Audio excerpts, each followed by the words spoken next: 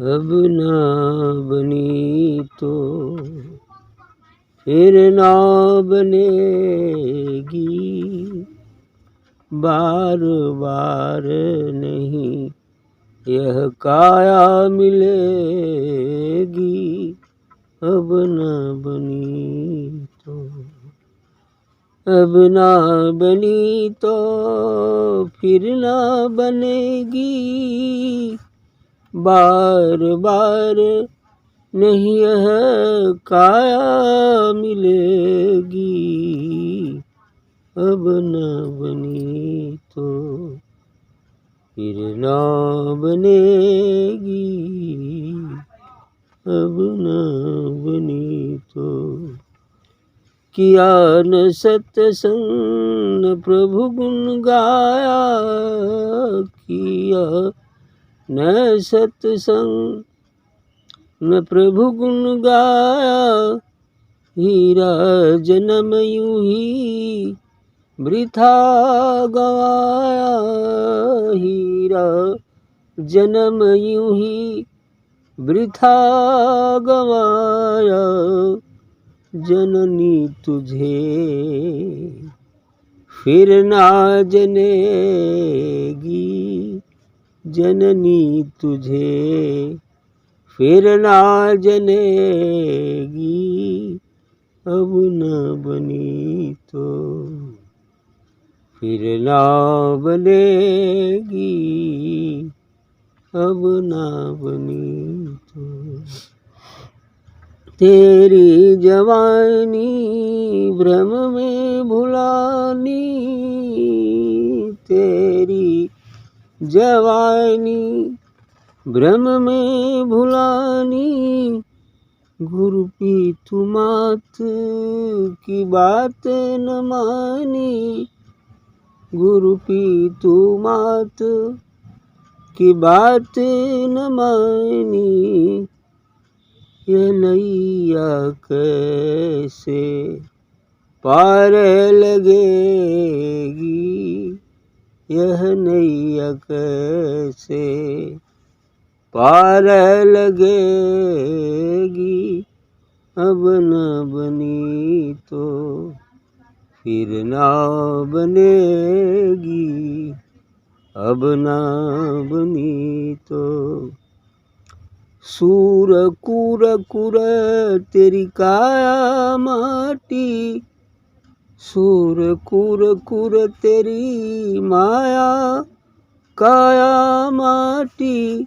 धरनी पड़ेगी पतंग जो काटी, धरनी पड़ेगी पतंग जो काटी। माटी में माटी हर मिल कर रहेगी, माटी में माटी मिल के रहेगी। अब ना बनी तो फिर ना बनेगी, अब ना बनी तो।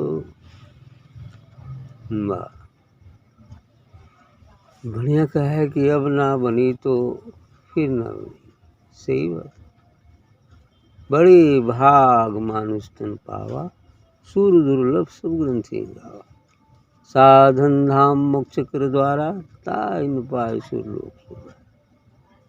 ऐसा ही है, यही बात को इंगित किया जा रहा है कि इस बार जो मनुष्य जन्म मिल गया है, 84 लाख योनियों में भ्रमण करने के बाद तो सौभाग्य से मनुष्य शरीर मिल गया है।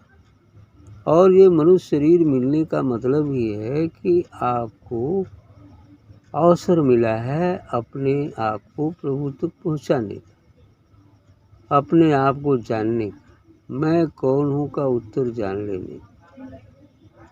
तो इसलिए कह रहे हैं कि अब ना बनी तो फिर ना बनेगी। यह मनुष्य शरीर जो मिला है, यदि इस जन्म में नहीं बन पाएगा तो पता नहीं फिर कहाँ जाना होगा, कि कितनी कौन सी जोनी में जाएंगे, है ना। 84 लाख भी भोगना पड़ेगा। तमाम बातें निश्चित तो है नहीं, अब कर्मानुसार गति तो होगी ही होगी। तो इसलिए कह रहे हैं कि यदि भजन नहीं करेंगे तो फिर 84 में जाना ही पड़ेगा। तो कह रहे हैं कि अब ना बनी तो फिर न बनेगी, फिर बनने का अवसर नहीं है। फिर अब 84 भोगने में कम समय थोड़ी लगेगा, पता नहीं कितना युग बीतेगा। फिर मनुष्य होंगे तो कहाँ आएंगे, क्या करेंगे, फिर गुरु मिलेगा नहीं मिलेगा, ये सब तो आम बातें हैं। तो इसलिए कह रहे हैं कि अब ना बनी तो फिर ना बनेगी। यदि नहीं बनेगी, इस बार में जो मिल गया है, यदि नहीं हम अपने को समझ पाते हैं तो फिर पता नहीं मिलेगा, कब मिलेगा नहीं मिलेगा कोई ठीक नहीं है। क्योंकि बार बार नहीं काया मिलेगी, ये काया बार बार मिलने वाली नहीं है, बड़े भाग से तो मिल जाता है। और ये मनुष्य शरीर सभी जोनियों में, सभी सृष्टि में श्रेष्ठ है ये मनुष्य जीवन, क्योंकि इसी में से होकर हम अपने देश जा सकते हैं। अन्य कोई भी जोनी में ऐसा संभव नहीं। इसीलिए देवता लोग तरसते हैं कि काश हम भी मनुष्य होते तो शायद परमात्मा को जान पाते, क्योंकि यक्ष किन्नर गंधर्व है ना, राक्षस असुर तमाम हैं, नाग पितर सभी जोनियाँ हैं, लेकिन सभी जोनियों में कोई चांस नहीं है। सभी जोनियाँ मात्र फूक जोनियाँ हैं, अपने अपने अच्छे या बुरे कर्मों का फल भोग रहे हैं।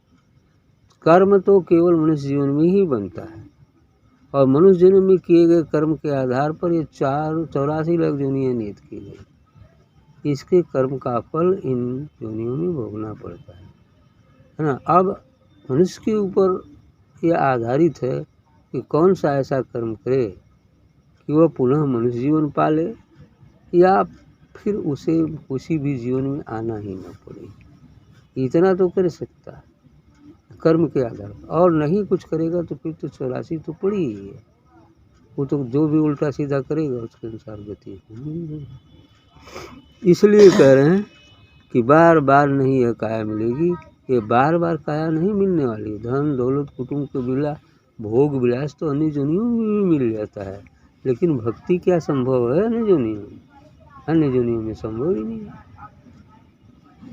किया न सत्संग न प्रभु गुण गाया, आगे कह रहे हैं कि सत्संग किया ही नहीं कभी, न ईश्वर का गुण गाया। हीरा जन्म यूं ही वृथा गया। हीरा सा जो जन्म मिला है मनुष्य जीवन, इसको जीव काम क्रोध लोभ मोह मद मत्सर में ही खो देता है। इस मायावी प्रलोभन, मायावी चकाचौंध के पीछे वो दौड़ते फिरता है, खोजते फिरता है, लेकिन वहाँ कुछ है भी नहीं, खाली दिखावा तो है, भ्रम है।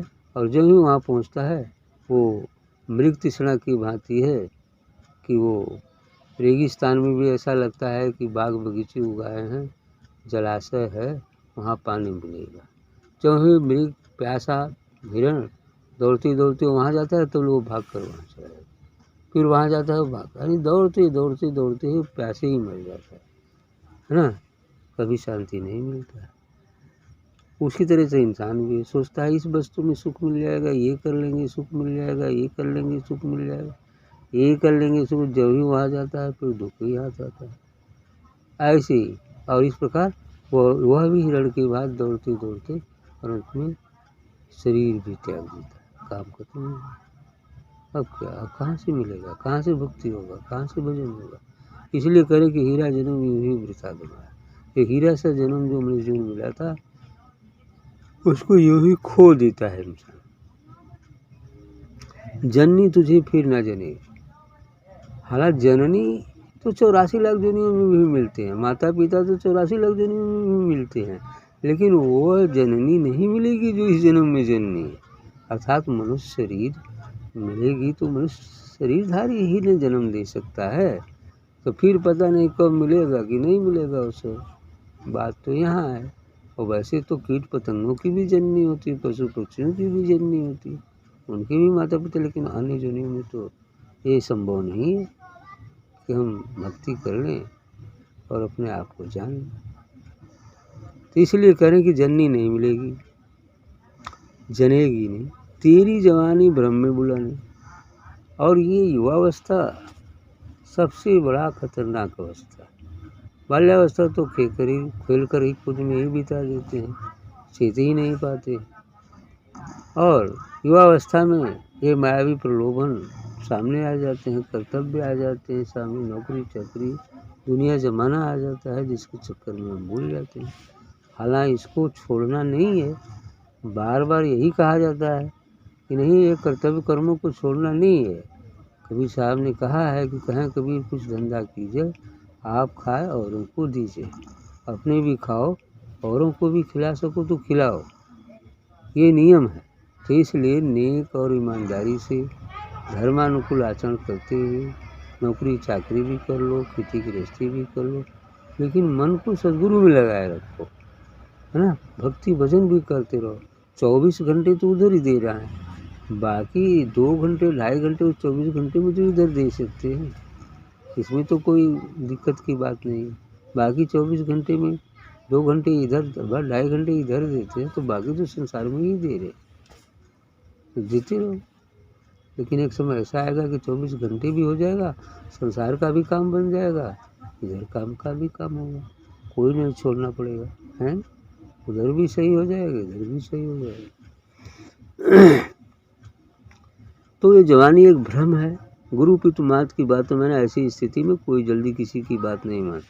ये अवस्था ऐसी होती कि जो वो सोचता है कि बस यही सही है तो यही सही है ना। अहंकार उसको सोचने नहीं देता है, अज्ञान उसको सोचने नहीं देता है, गुरु की बात नहीं मानता। माता पिता तो खैर जो भी हैं यदि ज्ञानी हैं तो अच्छी बात है ना, उनके पिता बात ही नहीं मानते। यह नैया कैसे पालेगी, तो यह जीवन नैया इस भवसागर से कैसे पार होगी, अर्थात भवसागर में ही डूब जाएगी। सूर कूर कुर तिरकाया माटी, धर्म पड़ी पतंग जो काटी। अंत में कहते हैं सूर का भजन में क्या है। सूर्यदास जी का कहना है कि कूर कुर तिरी माया काटी। ये तो जो शरीर है, ये जो काया है, ये मिट्टी का ही बना है। चित जल पाओ गगन समीर, 5 तत्वों से मिलकर बना। अंत में ये सभी 5 अपने आप में मिल जाएंगे, काम खत्म हो जाएगा। ये तो उसी प्रकार ये प्राण तत्व के निकलते ही यह तो उसी पतंग की भांति होता है, जैसे कोई पतंग उड़ रही है और उसको कट जाए किसी के धागे से दूसरी पतंग से, तो तुरंत धराशायी हो जाए, उड़ना बंद हो जाए। उसी तरह से ये शरीर भी है, इसमें जब तक ये आत्मा जीवात्मा है, बोल रही है, चल फिर रहा है, सब कुछ कर रहा है, अभी वो निकल जाए, धागा कट जाए, बस धराशायी हो जाए, काम खत्म हो जाए। तो इसलिए कह रहे हैं माटी में माटी मिलकर रहेगी। ये शरीर तो मिट्टी से मिला ही, मिट्टी से बना ही है, अंत में मिट्टी में ही मिल जाएगा। लेकिन ये आत्मा मिट्टी नहीं है, ये जीवात्मा मिट्टी नहीं है।